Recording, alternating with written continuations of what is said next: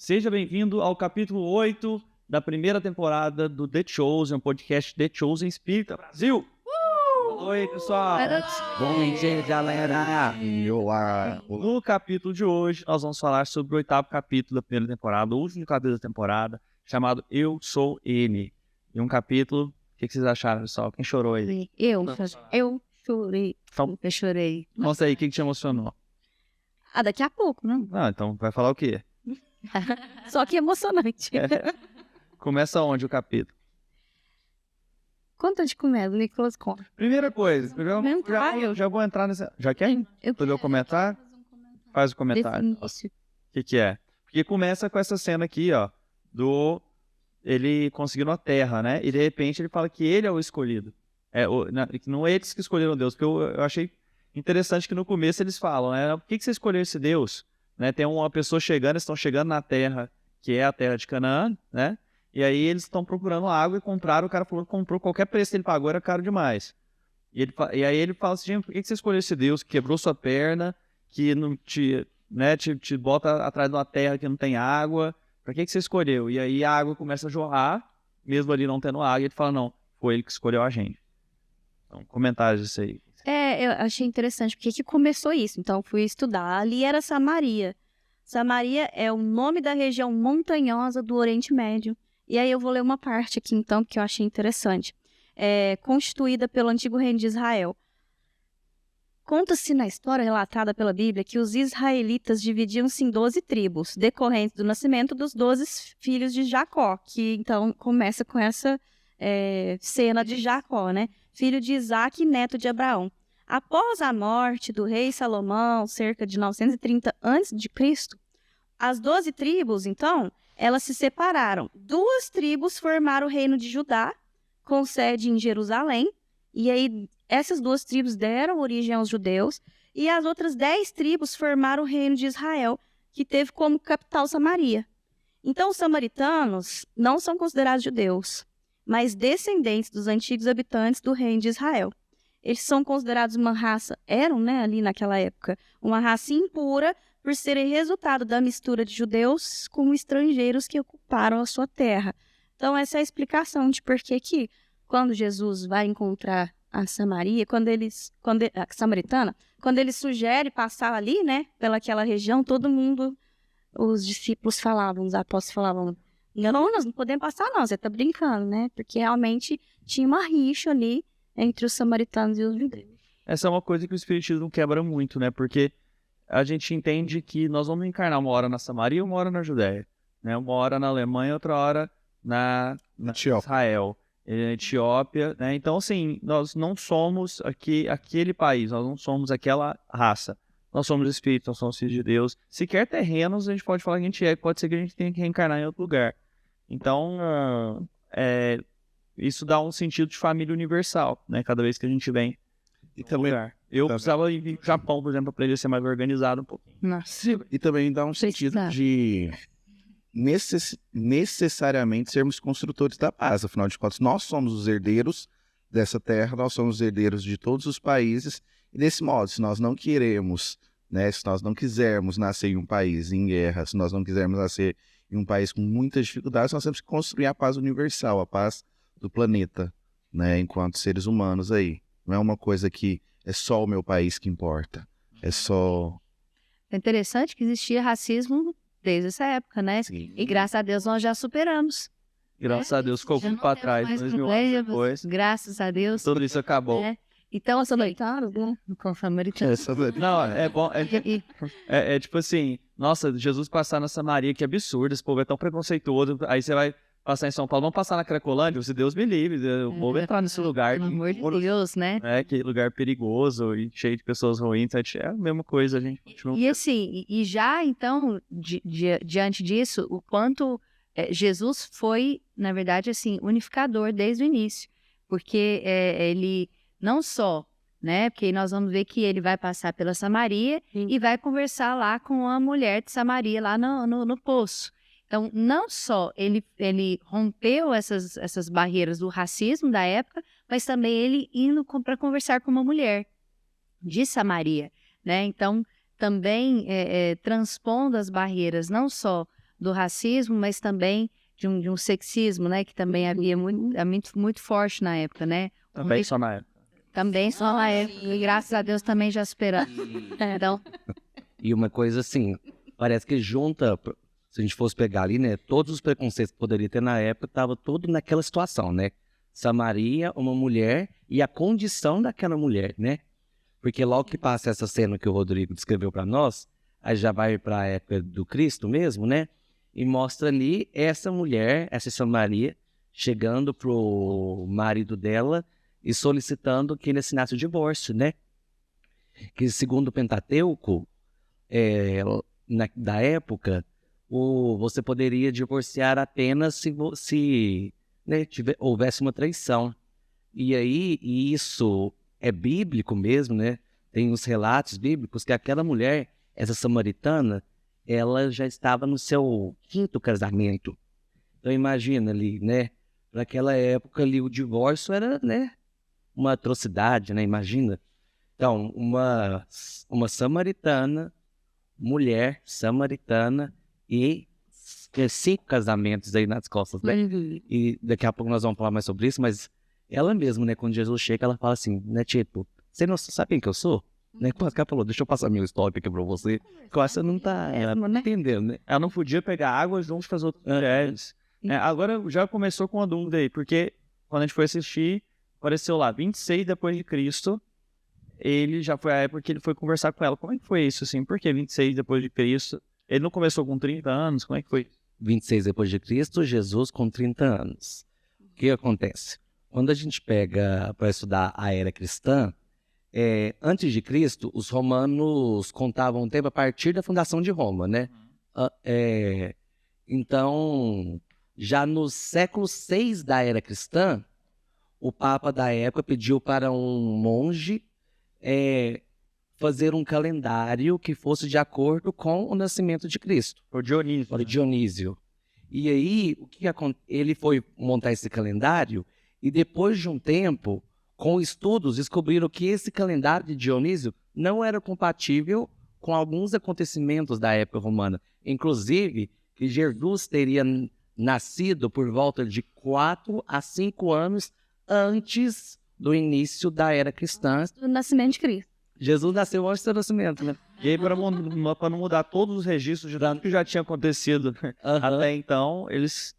Mas como mostra na série, e a gente pode observar em alguns relatos que vai, pra gente não assustar, né? Como Jesus tinha 30 anos, estava no ano 26 ainda, é por causa disso, que o nascimento de Cristo é mais ou menos 4 anos antes do início da era cristã, do ano 1. Então, o ano 1, na verdade, Jesus já tinha 4 anos. Olha aí, gente. Já conhece que Jesus nasceu? Então, o pessoal esperando o fim do mundo em 2000, tava tudo errado, né? Era 2004, né? Já foi tudo quanto é ano aí, tinha final de mundo. Na verdade, tinha que ser em 96, porque era... Tem mais final de mundo e final de Copa do Mundo. Pessoal, e aí, então, então, no final das contas, ali era 26 depois de Cristo, e Jesus já tinha 30 anos. Beleza. E aí, então mostra essa parte dela, depois vai pro banquete, né? Eles estão lá no banquete. Essa parte é muito interessante. O pessoal tá comemorando lá no... A gente até comentou na semana passada, né, que o final do episódio 7 é quando ele chega para Mateus e fala, né? Eu vou jantar com você. E fala, opa, como assim jantar com você, né? Ninguém nunca jantou comigo. Ele falou, não, inclusive você é o anfitrião. E que banquete, né? Nossa Senhora. Banquete. E quem que chega lá? Conta aí. Me comenta essa parte. O que eles foram fazer lá, o pessoal? Durante o banquete lá, chega então aqueles que eram os fariseus, né? Eles chegam ali com as roupas e tal, e eles começam a observar, e aí ele fala assim, né? Como sempre, né? Fala, o que está acontecendo aqui? Vê Jesus convida para entrar, né? Aí ele olha quem estava sentado ali à mesa e fala, você tem noção de quem está ali? Né? Eu esqueci o local que aquele pessoal era. Distrito Vermelho. Ele falou, não, nós nunca entraremos aí. Olha com o tipo de pessoas que vocês estão sentados à mesa, né? E aí, então, a frase, né? A frase é muito marcante, a gente sempre discute, né? Que ele diz, eu não vim para os justos, né? Eu vim para os pecadores, os doentes, os que estão com algum problema. Eu vim para esses, né? para os que estão ali, de certo modo, à mesa, os pecadores. E é muito interessante como que o Espiritismo vê isso, né? Como que o Espiritismo materializa isso também.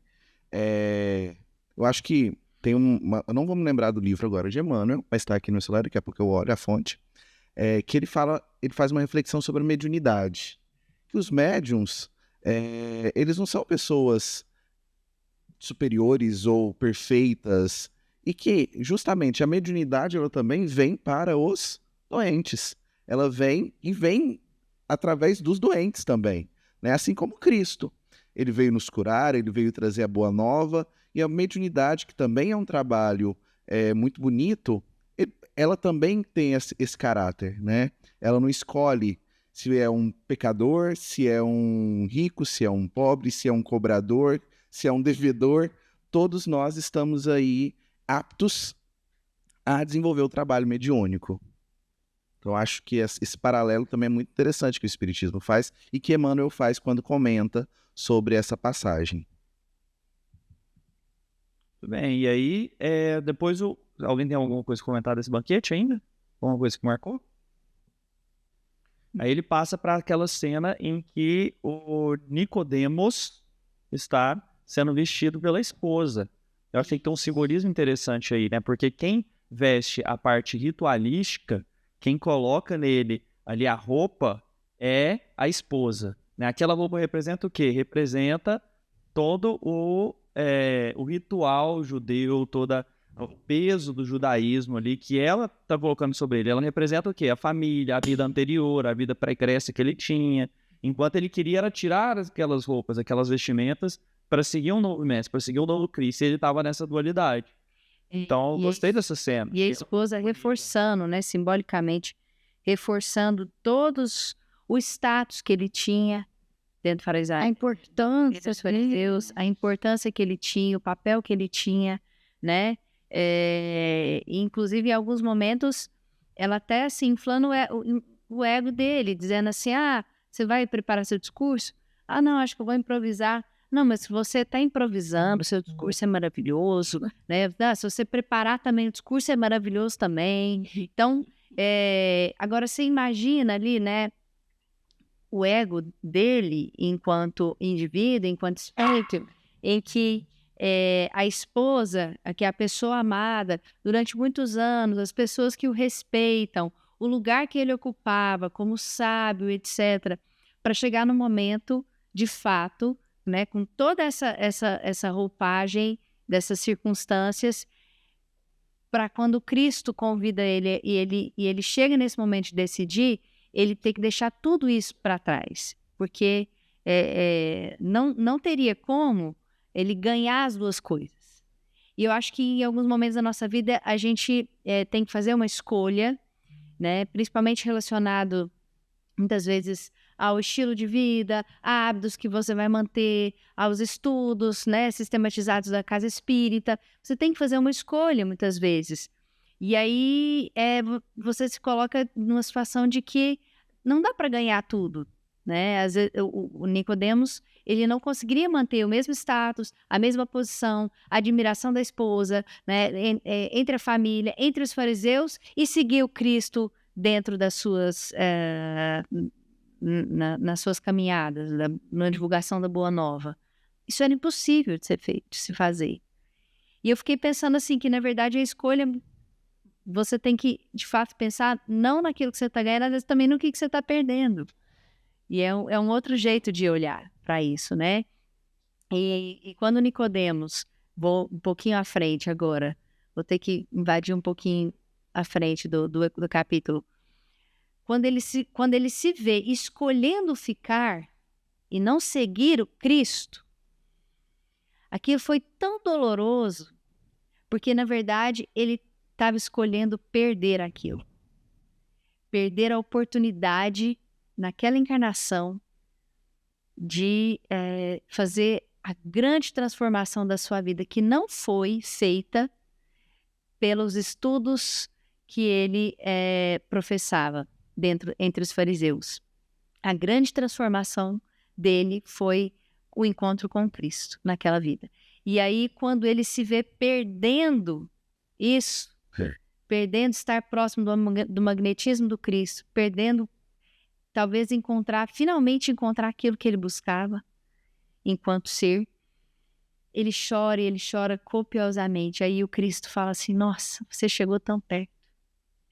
E eu fiquei pensando, eu emocionei muito nessa cena, porque eu fiquei pensando, falei assim, gente, quantas vezes a gente se aproxima do Cristo e fala assim, agora eu vou escolher, dessa vez vai, nessa encarnação, vamos, eu planejei, eu projetei, aí você vem e reencarna, e aí eu fico pensando... É sensibilizado pela mensagem. Você é sensibilizado pelo trabalho, pelo estudo, e aí chegam momentos importantes da sua vida que você tem que fazer escolhas importantes. Eu fiquei vendo assim a imagem do Cristo, talvez olhando para mim, né, olhando para nós. Nossa, mas você chegou tão perto. E aí você voltar pro homem velho de novo. Então, eu acho que eu me emocionei muito nessa cena, porque eu não consegui sair do lugar que o Nicodemos estava. Sentir como ele estava se sentindo. E eu acho que posso tentar imaginar o quanto foi doloroso isso para ele também. Aquele momento tremulante de indecisão, e ele decide não ir. E ele decide não ir. Apesar de que ele de alguma maneira tenta apaziguar a consciência, deixando um dinheiro lá para... Eu entendi que o dinheiro foi ele que deixou lá. Eu também entendi. Ele deixa um dinheiro para ajudar o Cristo. E eu fiquei pensando, putz, olha nós aí de novo, né? A gente, para apaziguar nossa consciência, a gente vai lá, faz uma coisinha, ajuda um negocinho, ou doa alguma coisa, e fala assim, ai, pelo menos eu tô fazendo alguma coisinha. Mas integralmente estar com Cristo, em todas as suas facetas, assim, nessa encarnação, mas às vezes, tal qual como Nicodemos, a gente chora. E Jesus falou, né? Nossa, dessa vez você chegou tão perto. E ele deve falar isso também pra gente, né? Ele meio que falou que eu ia escutar, né? Tipo assim, ele tava ali no cantinho. Chorando ali do lado. Ninguém Virando a sabia que esquina. ele tava lá. Sabia que tava lá. Vamos voltar um pouquinho numa cena anterior, que foi a que Jesus chega na casa de Simão, né? E escuta a esposa dele, que pede ajuda com a mãe, né?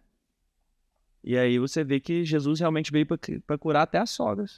Mas você vê que Jesus não tinha Beijo pra minha sogra, olha minha sogra, se você estiver assistindo isso.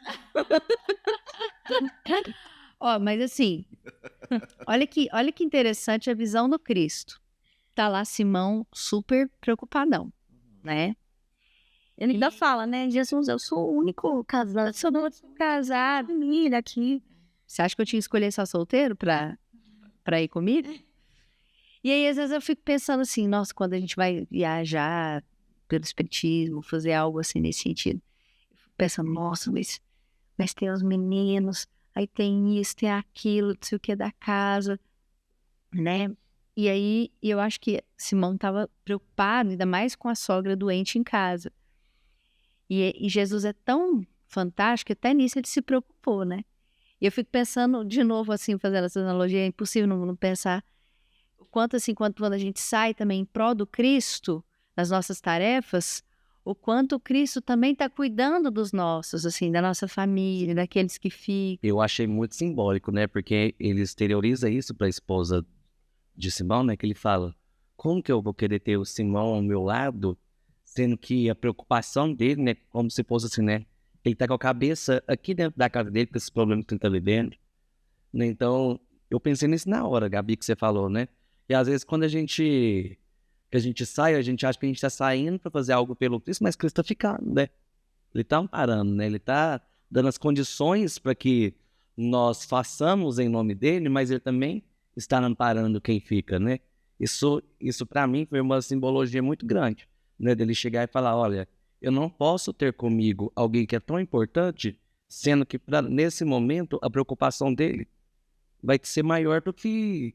É a mesma coisa lá, nossa, ele tá acompanhando Jesus, tá aí fazendo tudo que Jesus quer, mas a cabeça não tá ali. E isso tá nos evangelhos. Eu não lembrava dessa passagem do evangelho. Achei que era uma coisa que a equipe estava acrescentando, mas tem em Lucas, tem em Mateus, tem em Marcos, essa passagem da sogra. Foi logo depois que ele cura uma possessão lá na sinagoga. Ele vem e ela tá realmente mal, e ele toca nela e a febre já desaparece. E foi uma cena bonita, né?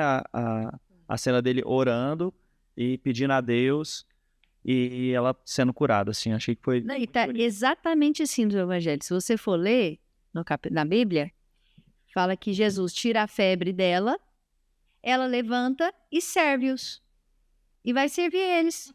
Tá escrito exatamente assim. Não li, precisei, né, desse jeito que eu falei, mas é isso, que ela levanta, tira a febre dela e ela vai lá servir. Tipo assim, como se nada tivesse acontecido, né? E assim, é interessante qual que é a fala que ele diz para ela na hora de curar? Eu acho que vai embora, alguma coisa assim. Deixa, né? Isso, obrigada. Tava tentando lembrar. Deixa. E aí a gente fica pensando assim, o quanto assim, o magnetismo do Cristo, as curas utilizavam de magnetismo e de amor. A cura do Cristo com a sogra utilizou de magnetismo e de amor, que é a manipulação de fluidos e a grandeza moral que ele tinha. Ele sabia exatamente o que estava acontecendo com a sogra, né, para poder, de fato, né, seja uma presença espiritual ou algo orgânico específico. E o quanto também na casa espírita nós utilizamos instrumentos terapêuticos que utilizam de magnetismo e de amor para o nosso tratamento. O passe magnético, corrente magnética, água fluida, a oração. Então, são ferramentas que o próprio Cristo utilizava para os processos de cura, né? E que nós também precisamos deles homeopaticamente, constantemente nas nossas vidas, que a casa oferece. Eu acho interessante também, porque quem fica doente é a sogra de Pedro, né? E aí, Pedro é discípulo de Jesus, a esposa também de Pedro super incentiva, né, ele a seguir Jesus.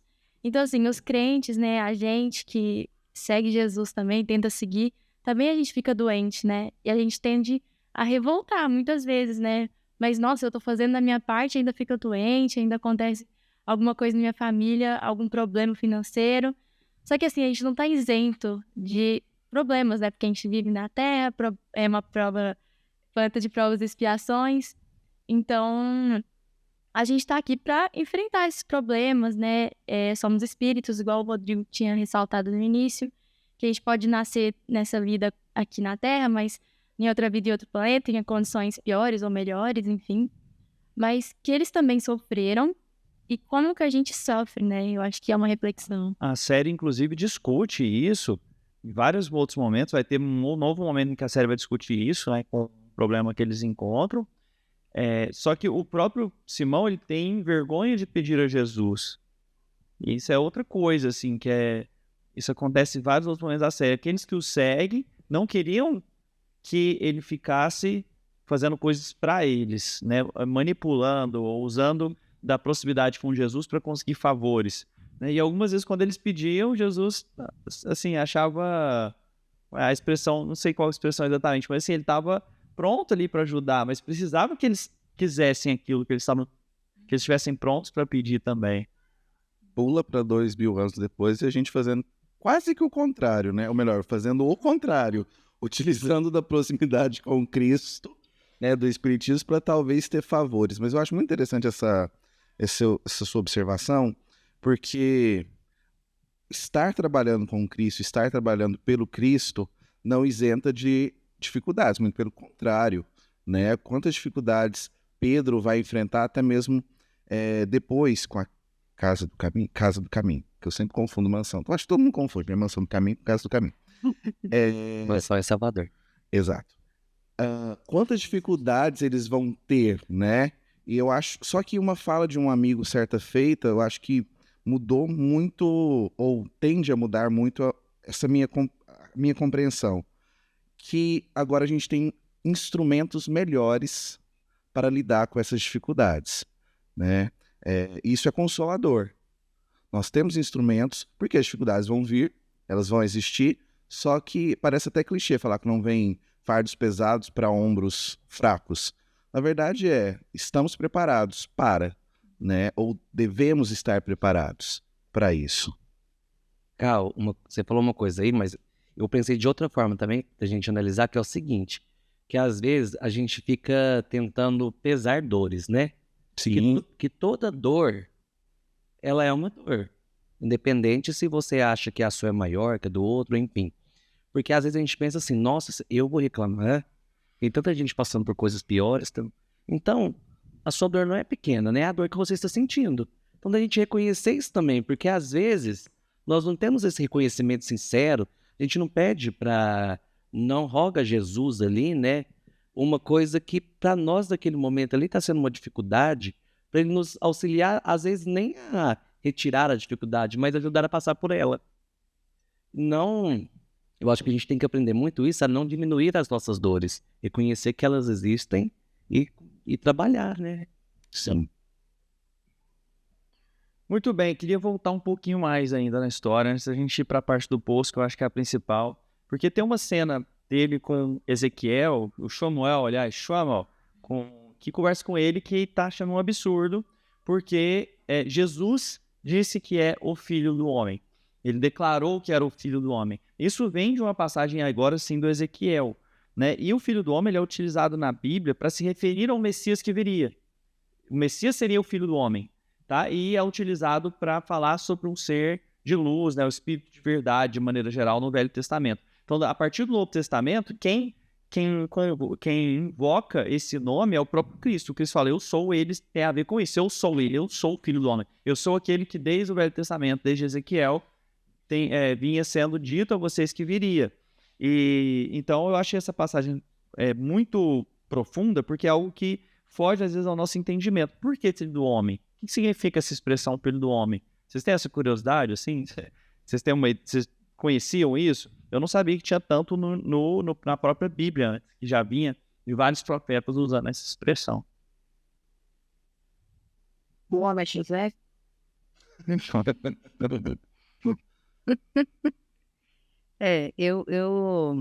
Eu até não sabia que a primeira vez que ele assumia, vamos falar assim, que ele era o Messias, é agora, né?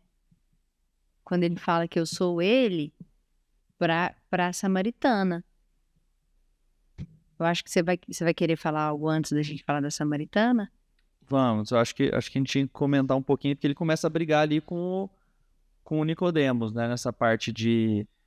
ele tinha o direito de falar sobre isso, ele tinha o direito de conseguir... Ele queria abrir uma petição contra Nicodemos, né? O Samuel. Chão, né? Contra Nicodemos ou contra o Cristo? Então, Contra Nicodemos? eu entendi que vocês entenderam? Eu achei que ele estava se opondo, inclusive estava questionando Nicodemos por ele não ter dito nada para o Cristo. Como é que você viu ele falando algo nesse sentido? Não, mas ele abre uma contra o Cristo. Contra E aí, isso. conversa com o Nicodemos e fala, eu espero que você não Se opõe. se oponha, não faça nada. Tá. Aí ele fala, tipo assim, eu não vou fazer nada. Ele, E ele fala assim, tem uma parte legal que ele fala assim, que ele é discípulo dele, de Nicodemos, né, que ele aprendeu muito com ele.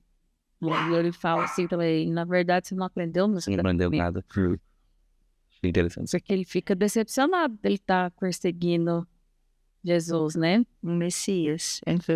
Existe um trecho do Universo e Vida que eu queria ler, que o título é justamente esse, O Filho do Homem. O capítulo é esse aqui, ó. Universo e Vida do Áureo, né? O Espírito Áureo.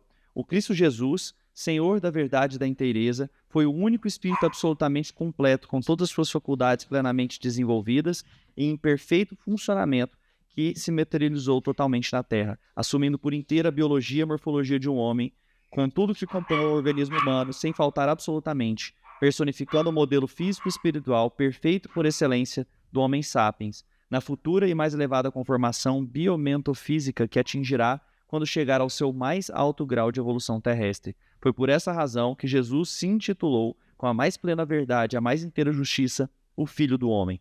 Não o fez por mera força de expressão. Disse uma soleníssima verdade da mais extraordinária significação, pois como homem ideal, perfeito, íntegro, ninguém teve, como ele nesse mundo, todos os sentidos funcionando em grau máximo. Sua percepção, mesmo se quiséssemos vê-la do exclusivo ponto de vista da organização psicossomática humana, atingiu o mais alto nível que outro ser humano ou de aparência humana jamais conseguiu.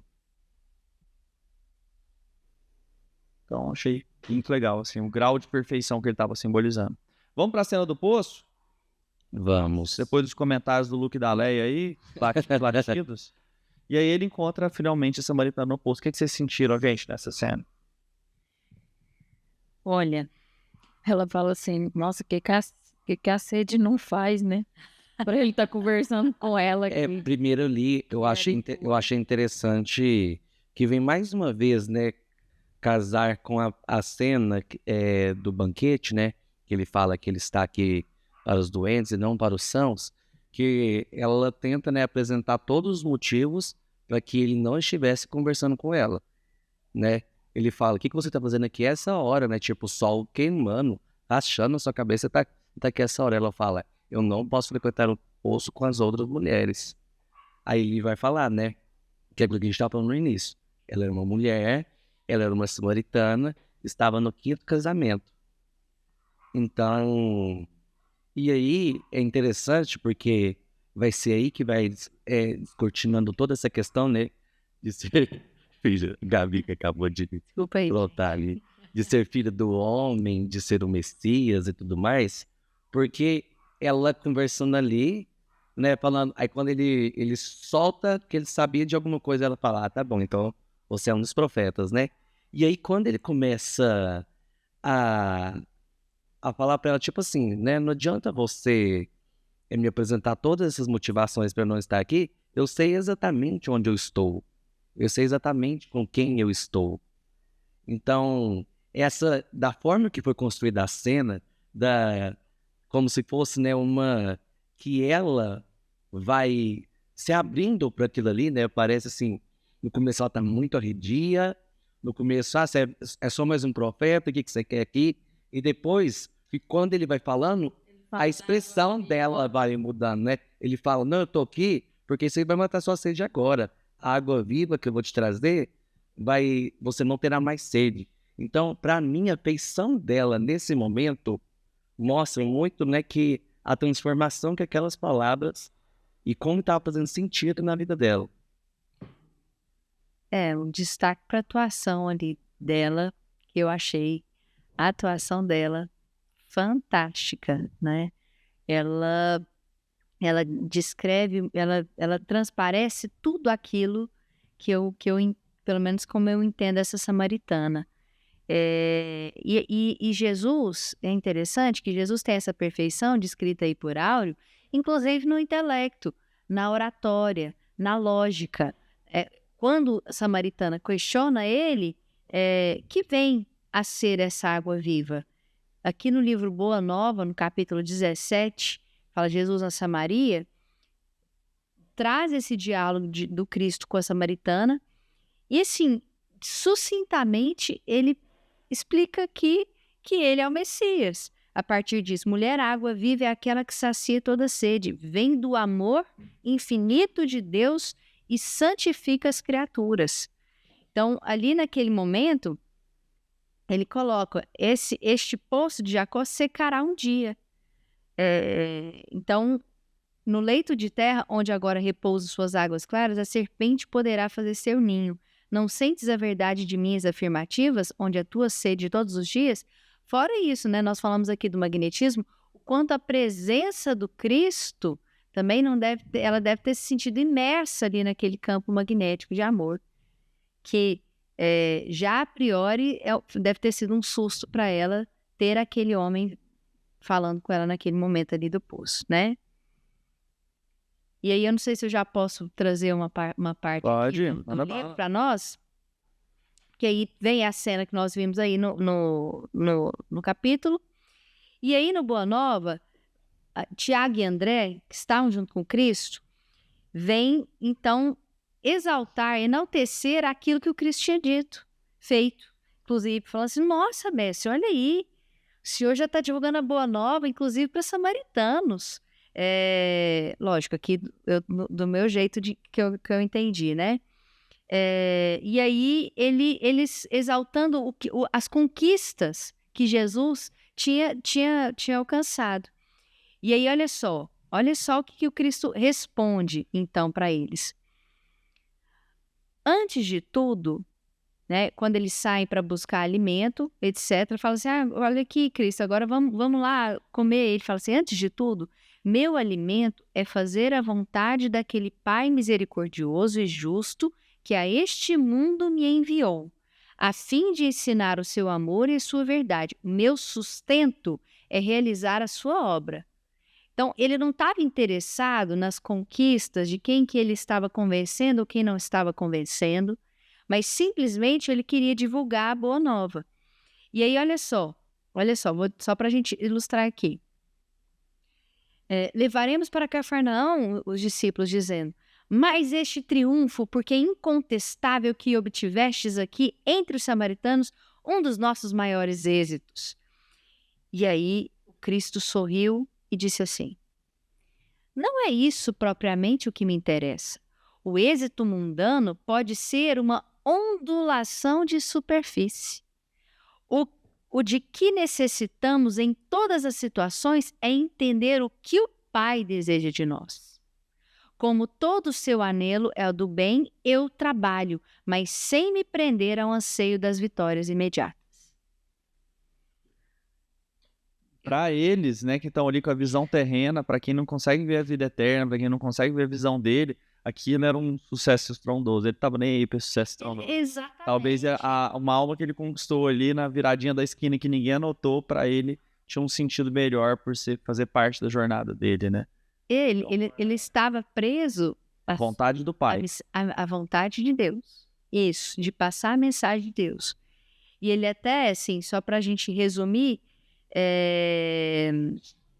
ele traz, inclusive, um alerta para nós nesse capítulo, que diz o seguinte, observai a estrada para não cairdes, porque o discípulo do Evangelho não se pode preocupar senão com a vontade de Deus, com o seu trabalho sob as vistas do Pai e com a aprovação da sua consciência.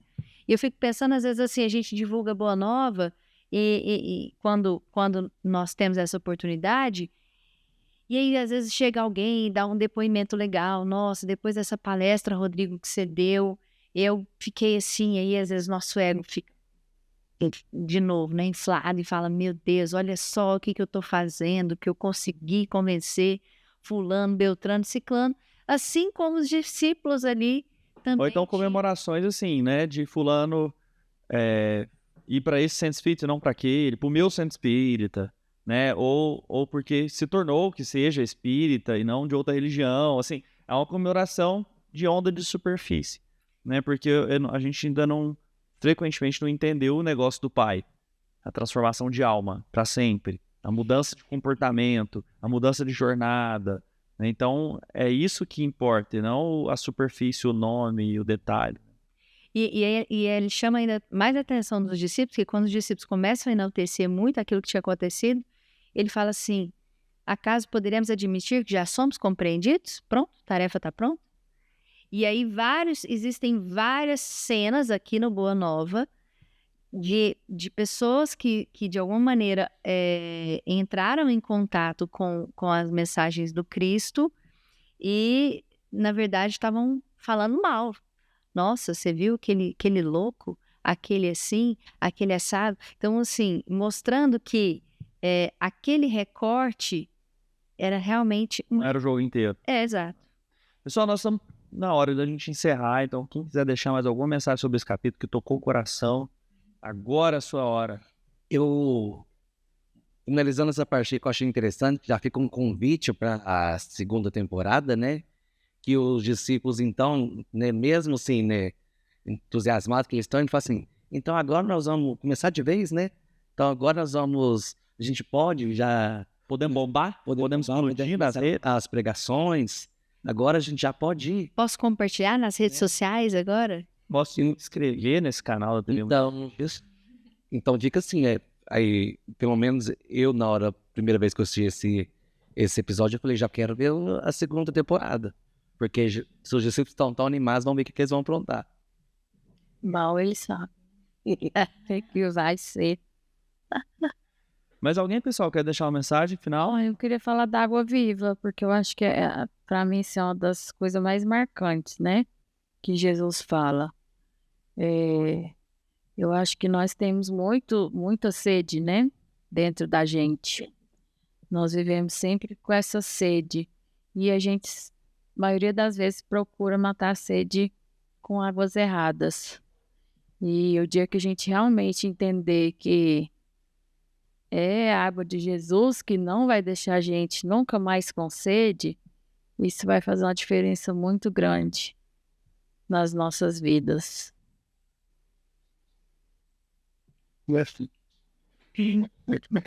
Muito bem. Então, vai vir não? Desistiu de entrar?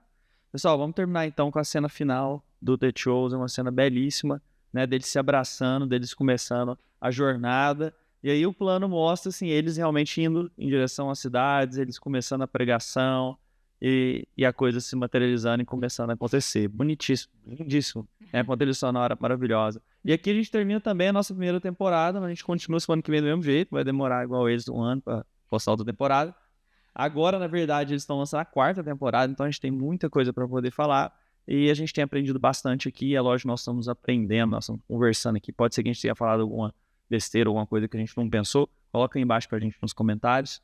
E para mim tem sido um prazer enorme estar com vocês nesses sábados, aprendendo juntos, assistindo essa série. Vamos despedir do pessoal, então. E a gente se vê na próxima. Tchau, gente. Tchau, tchau. Pessoal, um abraço.